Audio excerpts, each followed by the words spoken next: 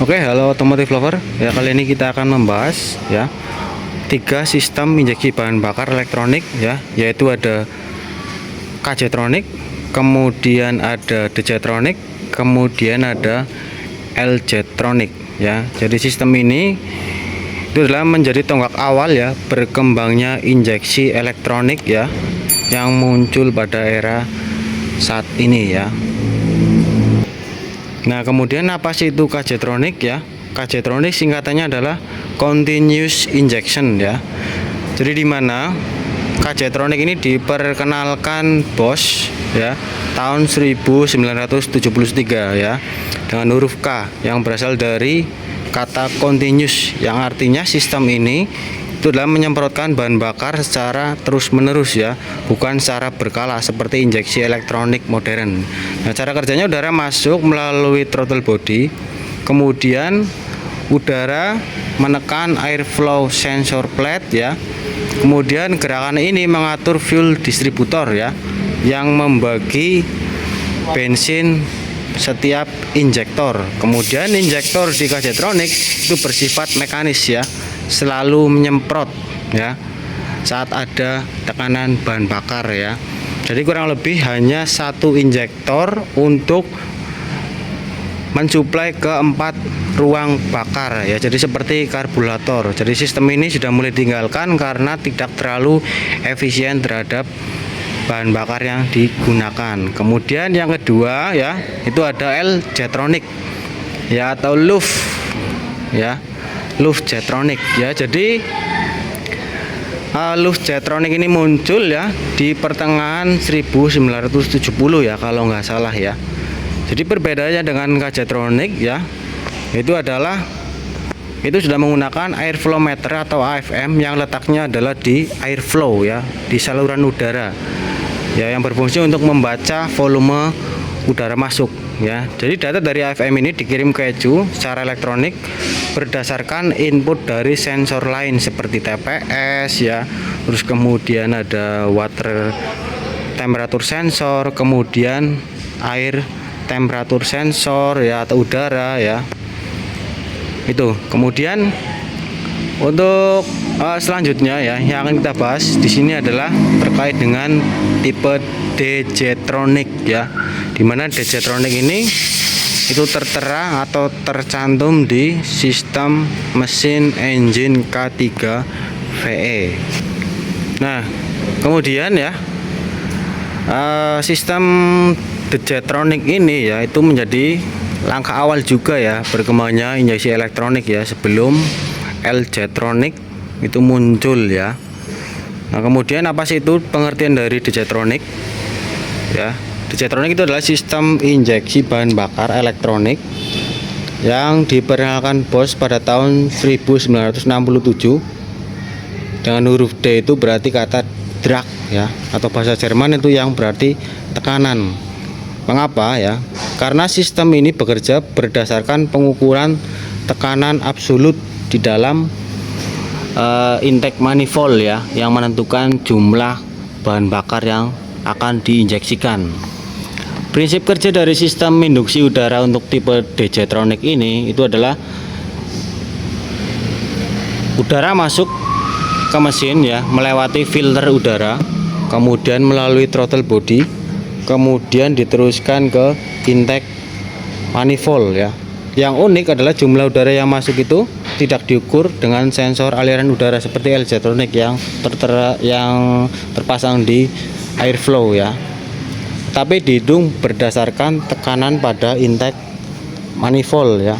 Jadi semakin besar bukaan throttle valve ya, ini throttle valve ini, maka tekanannya juga akan naik, tekanan di bagian intake manifold ya, dan ECU akan menyemprotkan bahan bakar lebih banyak ya. Terus kemudian apa saja sih itu untuk komponen sistem DJ-Tronic? Jadi yang pertama ya, itu ada sensor, tentunya adalah sensor map ya, sensor map yang dimana untuk tipe K3V ini itu menempel di bagian box filter udara. Fungsinya adalah untuk mendeteksi tekanan udara di dalam intake manifold.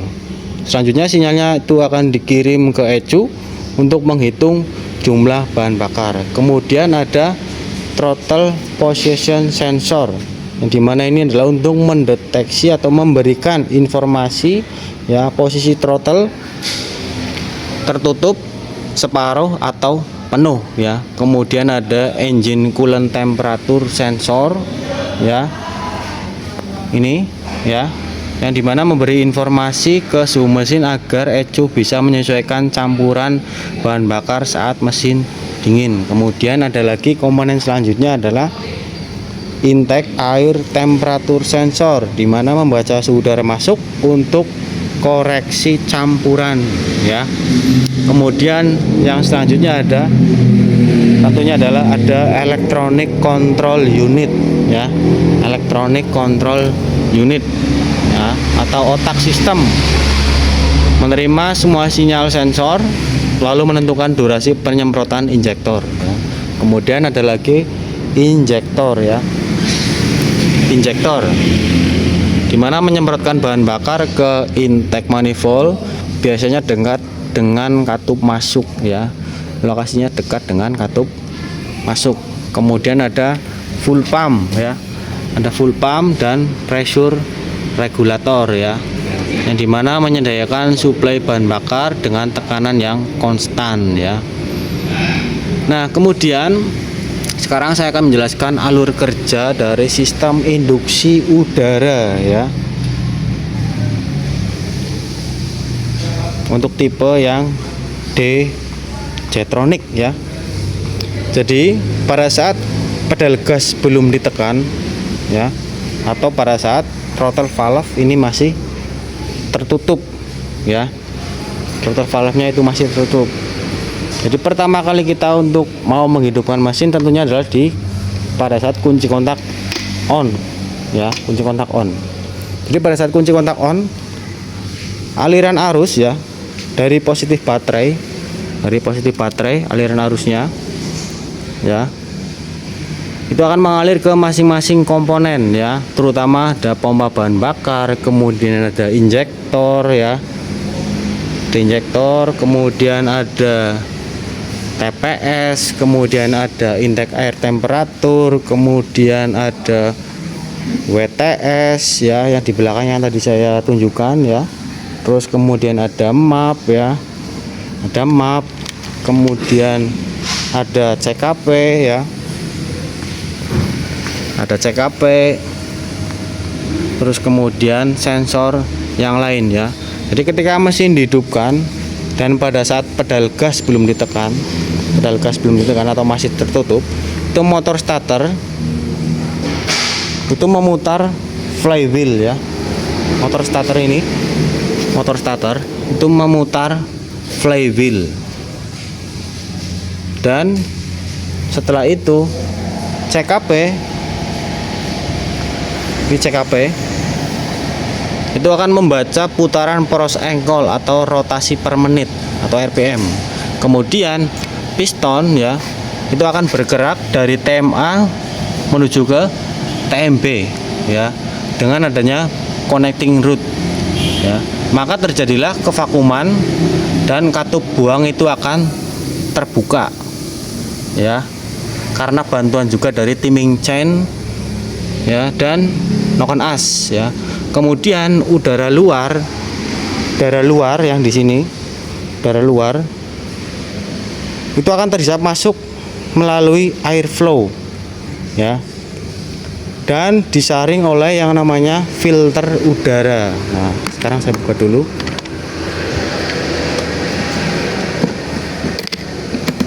Oleh filter udara.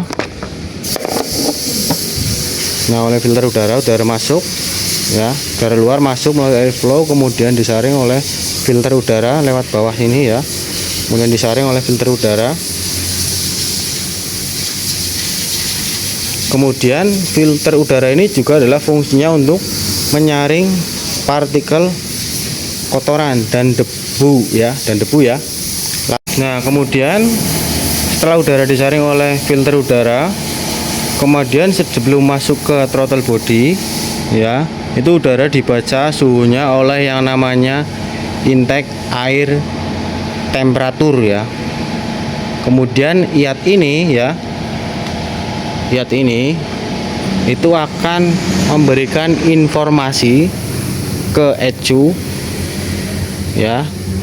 Kemudian setelah itu baru udara masuk ke rumah throttle body ya.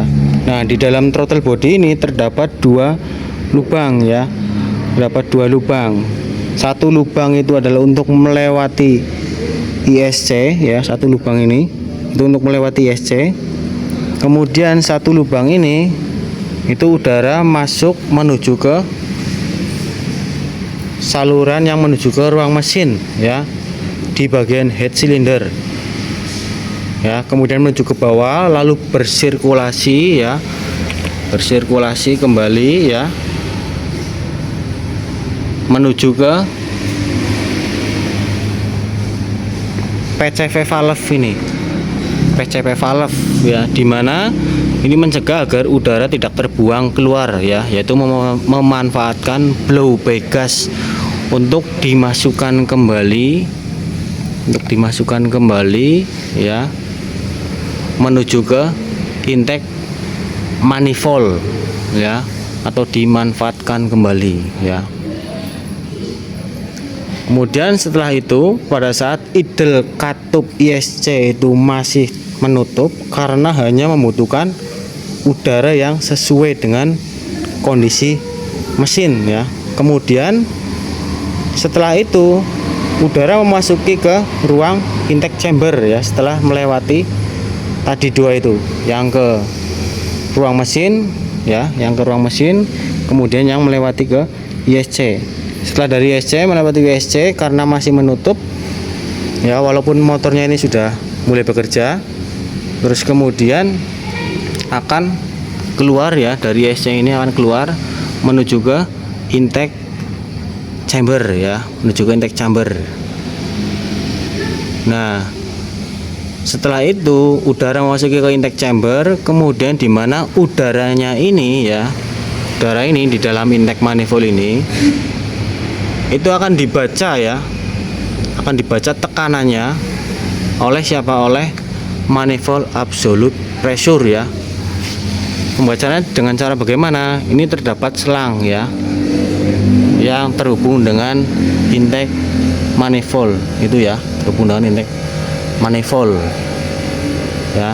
Nah, setelah dibaca tekanannya, kemudian map ini akan memberikan informasi ke ECU ya, tekanannya berapa di dalam intake manifold. Kemudian udara akan masuk menuju ke ruang katup ya, menuju ke ruang katup.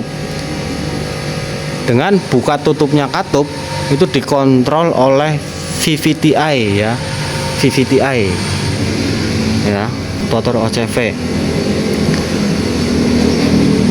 dan noken as.